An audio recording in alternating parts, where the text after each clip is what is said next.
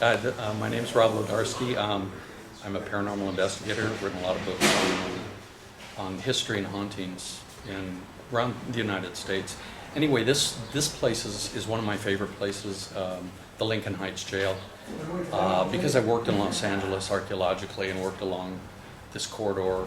The river runs by it. The jail was actually, I think there was an original jail on this site. This was built, I think, in 1931, and initially housed something like 625 prisoners. But the history is kind of interesting because part of the paranormal stuff that I've done in this building, we picked up a heck of a lot of female energy. I mean, a lot. And everybody's going, wasn't this a male prison? Mainly for, people who had broken the law, who were male predominantly. And then we found out when we got all these female voices, the person who was here, the historian at the time, said, no, there was a lot of women. In fact, the male and female populations were segregated. We found some old photographs. We're working with Rob Hernandez right now, who basically got us in this time. But the times I've been here, we've had door slam. We have had female scream. We've seen at least 3 apparitions of a guard. We call it Lady in White. And then in the holding cells, there's so many cells here, on the different floors, that there isn't a time we've come in here that we didn't have something happen. The basement area has the morgue, which we did an EVP session this time, and actually got a couple of voices, which we'll have to run in the computer. But we were in they have the kitchen area. They have the laundry room area. We were in the laundry room closing up one time. We heard a female scream, and we turned around. It was so loud. We said, "Do you need help?" Just out of instinct. And we heard a male go, "Get out of here now!" It was that deep. I remember we were with Kiss FM doing an episode of Mystery Men, doing a filming, and we all turned and go, "Did you hear that?" And it came in the back area where nobody really wanted to go. Now we know why.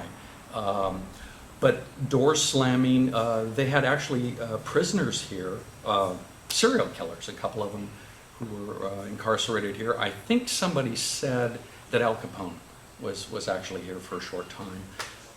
During the Watts riots, before this closed, they actually kept a lot of the people that the police captured, looting and everything. They brought them here and incarcerated them in the cells. I think the cell blocks mainly are on the 2nd and 3rd and 4th floor, if I can remember. But they're really the people that work here. There's now a bilingual center here. They all report late at night hearing sounds of people shuffling, screaming, conversations, women screaming. Primarily, there's a lot of female energy. I think because there might have been a lot of abuse here by the guards. But there's a routine on the 3rd floor. There's an area where they see this man, this guy in a uniform, continually walking by the certain area. Probably residual energy, because everybody reports him wearing the same thing, walking around on the corridor, peeking in, and then disappearing. So my guess is probably residual. Never interacts with people. But on that same floor, there is another man who is seen in a kind of a I don't know if it would be the holding cell or the area where the guards would have sat watching the people as they came in. And he will literally talk to you. We've had one of the groups from San Diego here, and one of the women was standing in the room, and we were all standing in front looking at her, taking pictures, and you could see a man walk right behind her and pull her hair. At that moment, she turns around and goes, "Who was that?" And it was just it was a weird thing to actually see something and then have her react like that. Cold spots, the EMF meters reacting kind of violently. I mean, they shoot all the way up. We've had a temperature drop from a day when it was 81, and one of the rooms dropped to 55 degrees in probably about a minute, and then boom, shot right up. It's just an extremely active place. It's still in use. In fact, I don't know what they plan to do with it, but they do now allow paranormal investigations, which is kind of cool, because we're getting a lot of data back, feedback. The jail was built in 1936. It was closed in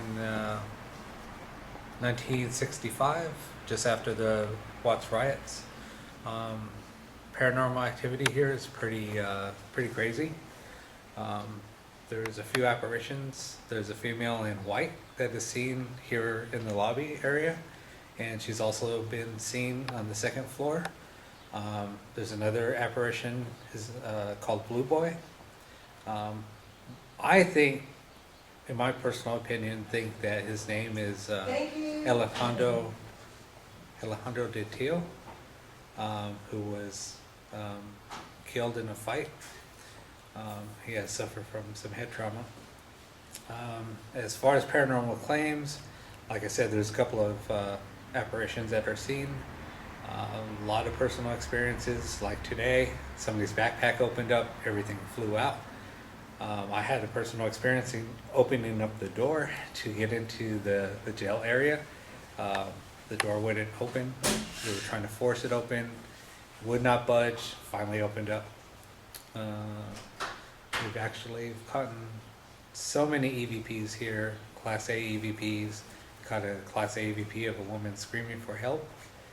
We hear disembodied voices, just so audibly heard disembodied voices, chit chatter down the main hall. There's so much activity. This is an incredible location. The women's and the men's bathrooms both have activity.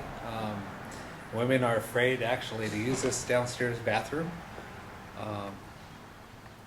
The basement, the theater, they see a woman walk in the theater. She actually performed a song in opera.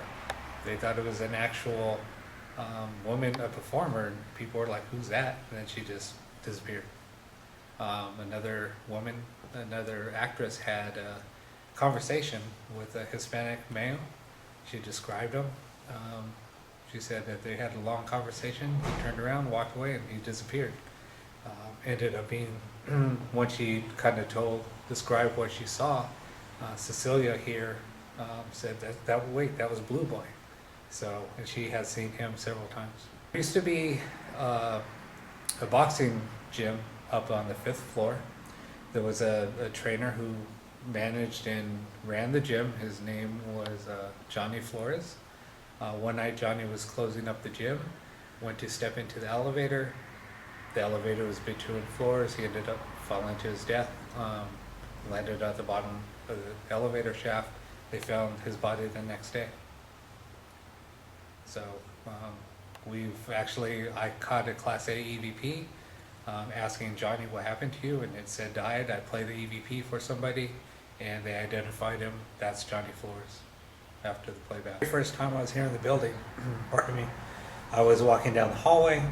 At the end of the hall, there was only myself and one person here in the building, and I heard some people talking, like chattering. I couldn't really make out what they were saying, so I went and grabbed Cecilia and said, "Hey, come here for a minute." Try to validate, if there was anybody else here. And I described what I heard, and she said, "Wait a minute, I hear voices in the same spot all the time." So we're able to hear that. So she validated what I just heard.